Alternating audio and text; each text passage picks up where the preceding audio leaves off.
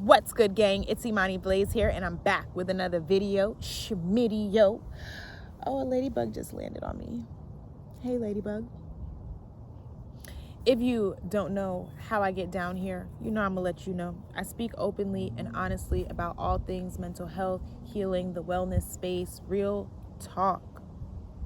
If that sounds like it's up your steez and you're not subscribed to this channel, go ahead and smash that subscribe button. And then as soon as I say something that you like, which I'm bound to, hit that like button. What are we talking about today? The moment that I feel a lot of people have been waiting on, me speaking about my journey beyond the studio walls at this point. And I've sat with how I wanted to talk about it, if I wanted to talk about it, because I know that folks are expecting me to talk about it. And we just gonna talk about it. So if you are a student of mine who took classes with me at the actual studio, then I want you to know that nothing that I'm saying is coming from like ill intent, because I know that some of you still attend this studio. And I am not going to say the name of the studio just to protect that studio and to move in grace, because my mission is not to bash anyone. My mission is not to defame anybody's character. My mission is to decolonize the wellness space, and my experience at being at a studio and delivering the practice and bringing my gifts to a studio highlighted why I'm here to decolonize the wellness space. So I'll just talk honestly and true. How did I even get into the studio space? I manifested my way into the studio space, and it was partly, there are layers to how I got into that particular studio space. And I want to land that I am not labeling all studio spaces, but it's a trend. And I'm not the only woman of color who has experienced this trend. This is a trend across freaking states. Like, this is not just this studio, but this was my experience at this studio. So I was starting to feel bold enough to bring my gifts to the public, and I had reached out to the studio owner and presented the idea that I bring sound healing meditation to the studio. And I hadn't actually heard back from the studio owner for like a couple weeks to a month. Some backlash, I don't think that's the word that I want to use. Bacchanal, that's a Caribbean term for drama, started to take place around the viewpoint of this studio, because other women of color, Black, Indigenous people of color were speaking out against this studio. So at the time, all of the people of color left the studio. And through reflection, like I really sat with whether or not I want to take this stance. But I know what I know, and I know what I know. So when that happened, that's when the studio owner reached out to me and presented the idea that I bring sound healing to the studio. I am not stupid. I knew what was going on. I knew that my presence was being used to kind of like fix things, and I wanted to be in that space. So I knew exactly what I was walking into, and I went into the space. If the wind is like messing up audio, sorry, it's really windy out here, but when I went into the space knowing that I was being used to like fix the image of the studio because all of the other women of color had left. And I went in there with love in my heart, with the intention to like bring love into the space. Really, helicopter? So I felt like, honestly, all of the other women of color, I'm just gonna wait, because this isn't gonna work for me. All right, I think we're good. But at the time, I felt like the women of color that left the studio weren't strong enough to stick it out and like work together to do the work, which is like making sure that everyone feels comfortable in this space called the world yoga space. So I went in there with the intention to like show up as the Black woman in the space and speak up about why you don't see many people that look like me in the studio space. The owner of the studio and I, we sat down, we talked about things, and she really wanted to make sure that I knew that I wasn't being used.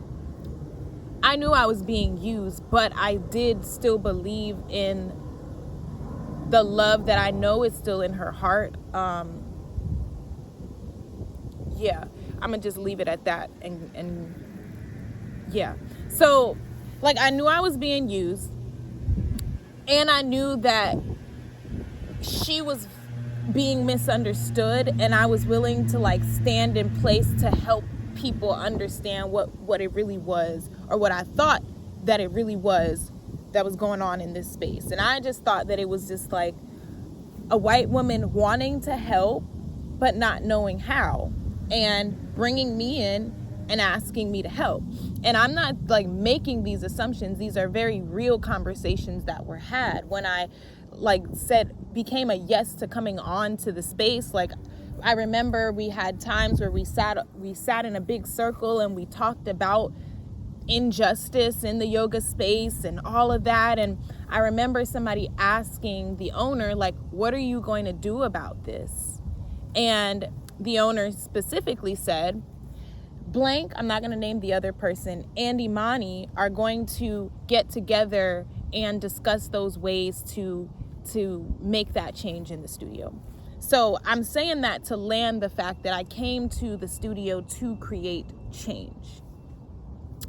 Very quickly, I realized that they weren't interested in the type of change that we need in the yoga space. And instead of me like getting angry about it or feeling a way about it, I just continued to direct my energy into my own platform. When I came to the space, to the studio, I had my own platform. And I also understood the importance of growing. I've learned so much in this space. I want to land that, all of that. So I'm like, okay, well, this isn't going to be this space where Black people and white people have these hard conversations, and not even just white people, just people of all races and backgrounds. Like, this isn't going to be the place where we melt that together and have those conversations about why Black women don't all, I'm trying to work on not putting us all in a box, but why most Black women are not into doing hot yoga off gate because we don't want to sweat our hair out. Stuff like that, like just having real conversations. I realized like this wasn't the place for that. I realized that my presence in the space was more so was performative, and there's no action that was going to be behind anything. So I stopped trying, and I decided that this was going to be a place where I grew in my physicality, where I learned more about my body, where I learned to push myself, and where I just deepened my yoga practice. I had started to just decompartmentalize. This isn't that. And I also started to understand that like I'm not at home here, and this is not my community. This is a community, but this is not my community. all that to say, over time, I started to feel like I was losing parts of myself to this place. I did yoga. I spent like a year just doing sound healing, growing the studio, bringing in more people, like doing my thing. And they were happy with me when I was doing that, when I was bringing in the people and playing my role as the black girl at the studio, posing in the pictures, you know, making it look like, yeah, it's cool here. Then I was convinced to do yoga teacher training because, you know, they were trying to mold me into and push me into my potential. And for that, I appreciate them. And I owe so much to that space for that specifically. But I didn't feel like I was ready. The other black person at the studio was being used to like get in my ear and like give me confidence, and I was able to receive it from somebody who I thought was seemingly like, you know, who could seemingly understand me as a black woman. I realized that's not the case. So I was convinced to do teacher training, and I remember having the conversation about like how the reason I was apprehensive was because like I'm not in this practice to like be overly physical, like I'm more so into the spiritual. And I remember one of the owners saying to me, so basically you're going to do teacher training and then you're going to go in there and do what you want to do. And I was like, I mean, yeah, if that's cool. And he, like, if I could record these conversations, if I had have recorded these conversations, I wish that I had them. But so it was crazy to me because we had these conversations and he understood that like I really wanted to represent what it meant to be a black woman delivering the practice of yoga as a black woman, not a whitewashed black woman. He made it seem like he understood that, but his partner, the other owner, had another agenda. And I feel like he was just never willing to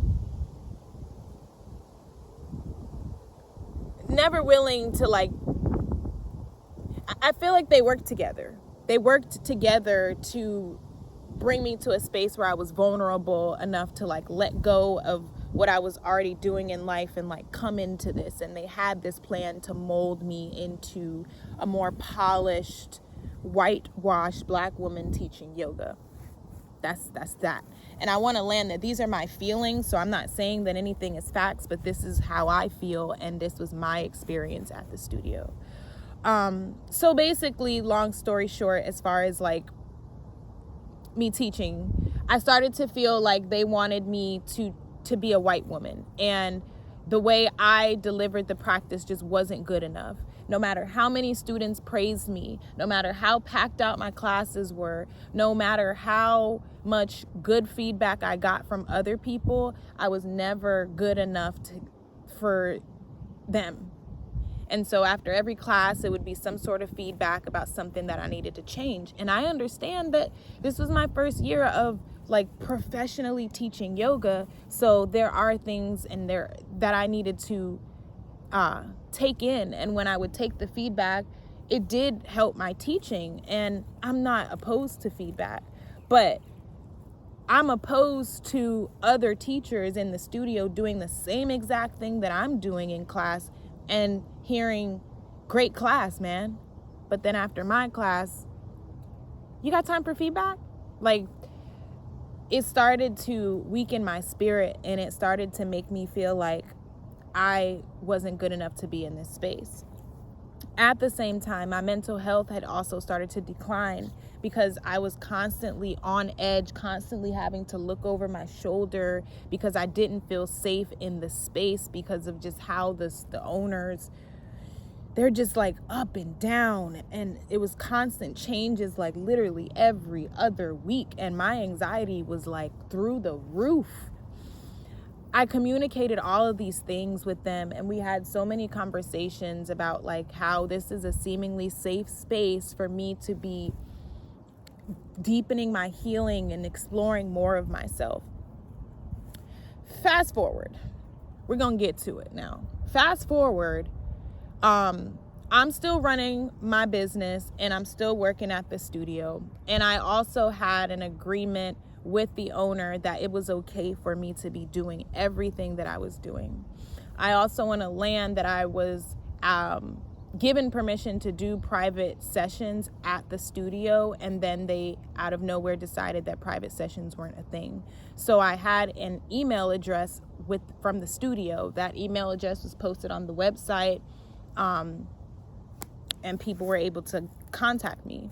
So I was let go for having private sessions, and they say that I was violating a non-compete agreement. But the thing is, if private sessions are no longer being offered at the space, then how am I competing if we don't offer this in this space? That's one. There are so many other layers to it. One of those layers being that the owner knew what I was doing, But I started to get to a point where I was speaking up for myself more in this space, and I was challenging authority because that's just what I naturally do. Once I realized that if I speak up too much, my job was going to be in jeopardy, I just started to not care, and I started to prepare myself for the backlash of speaking up and using my voice in a space where I just didn't feel safe. So as a result, after spending time using my Blackness to grow the studio, to get other Black people to feel like it was a safe space again, they ran a teacher training with the intention to, of course, bring people from the teacher training into the studio. So after finding the people that they wanted to bring in, they decided to kind of like not prepare me, but prepare the community for this change. So that looked like the owners starting to like slowly take interest in sound healing therapy, something that was not at the studio until I bought it to the studio. The owner started to tell me that the way I was delivering the class that I bought to the studio needed to be changed in a way, and then started to present themselves on their business page as like sound healers. So as soon as I saw that, I knew, okay, yeah, my job is in jeopardy and I'm about to be out of here, because they're gearing up the community to see them as the sound healers, even though they're not certified in this. They know nothing about sound healing, none of the things. But my sound healing and my class brought in so much money and so many people that they're not going to get rid of the class, they're going to get rid of the body.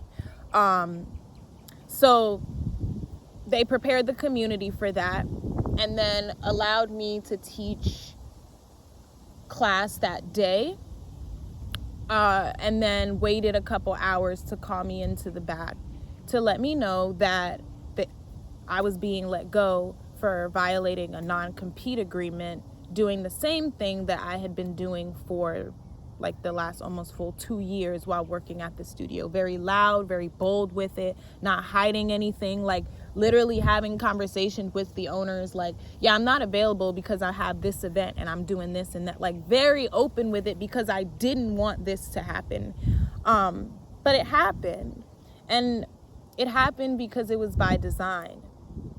And that's why I show up to this space, because I was good enough to get into that space, and I was good enough to teach people when I was seemingly not good enough. Like I was good enough when they just needed the Black face to put on this performance that this is a safe space. But then once my blackness lured in more black people, they didn't need me anymore. And I started to be seen as like difficult. Like I was on, all I was in that space was the fixer for the image. And then I was also seen as a project. I was seen as like the ghetto black girl who cannot articulate herself, who needs to be more professional. That's all I was seen as. And I knew it, and I was okay with it, because I knew that outside of these studio walls, I was doing so much in the community, and like I was growing. So I started to grow and grow and grow in this space. My followers have surpassed the studio's followers. Like, I'm out here. And the owner, she has real issues with control, and she had issues with how people related to me without me having to have over 16 years or whatever experience of that she has, like, of yoga experience. Like, it's just in me, and she couldn't deal with that. So she got tired of playing the act and replaced me with another black woman. And I know that my feelings are valid, not because this is like a card that I want to play or anything like that. Like, this is just the pattern. I'm not the only person who can speak out about this. I'm just the only person not mentioning the actual place's name. But like, multiple people have spoken on this space, this owner, all of that. And I know that I'm watching the thing, like, it's just a cycle that keeps happening. The only difference is my mission is not to defame this place, and I'm not going to put my energy into like defaming this place the way some of the others have.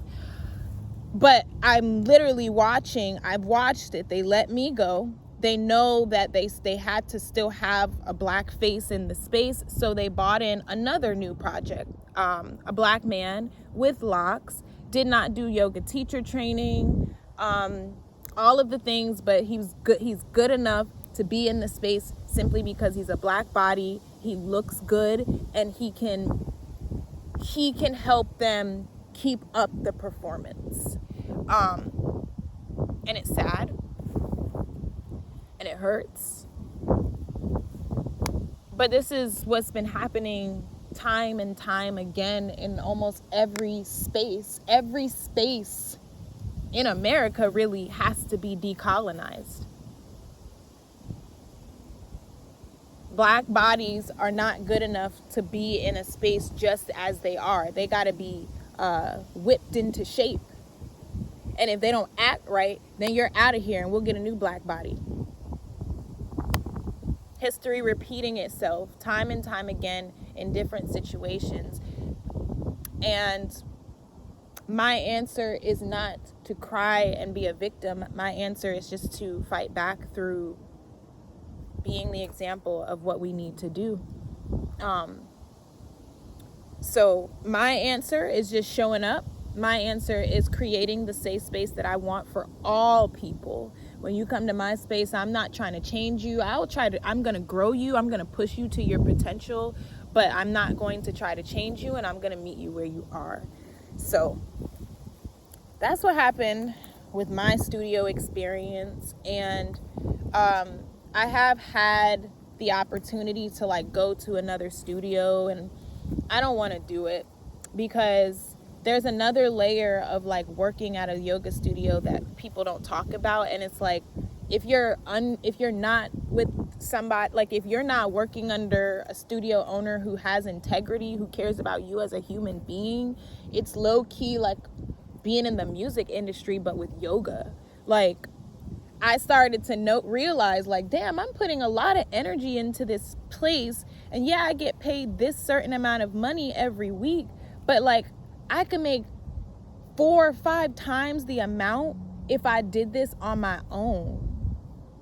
Why am I not putting my energy into doing this on my own? That just makes sense. But if you go under the wrong studio owner, They own you. Yeah, they do. They make you sign a non-compete that says if you work here, you cannot go do anything else wellness related. If we do it here, you can't do it anywhere else. That's crazy. That's crazy. And that's why we have to decolonize the wellness space, because it's only colonizers that come in and do crazy shit like that. Like, first of all, these practices are sacred, and I'm still coming to terms with like how I feel about selling these practices. But I'm at a point now where I feel like it's an energy exchange, and like every day that's a journey that I deal with, which is why I make my offerings right now donation based. I understand the need to eat. I understand all of that, but like there's gotta be a balance, and there's just gotta be a line that you just don't cross when it comes to handling human beings with this type of work. And I expressed my feelings to the owner, and I didn't get any response, which is to be expected. And that says a lot, because even if what I'm saying is just a trauma response and this is just emotional speaking, if I came into your studio as the Black woman who was supposed to save this space, that save the image, and you wanted me to understand that you were not that type of woman and that type of space and owner and all of that, and I'm telling you that this is how I feel this went as a Black woman, why would you not make sure that we have a conversation about that? And this has happened with each of the people who have left. Like, they wanted to talk about it and have understanding, but this owner sees it as like, if I don't speak about it, the situation will go away. But the fact of the matter is, Black, Indigenous people of color not feeling comfortable and fully safe in predominantly white yoga spaces, that problem is never going to go away until we become brave enough to face the issue. So that's what happened. Thanks for listening to all this. I love y'all. I mean it. And I will go into detail with other things, how you can help me move beyond the studio walls, and how you can help me grow this thing and keep figuring this thing out. I love y'all. I mean it. Bye.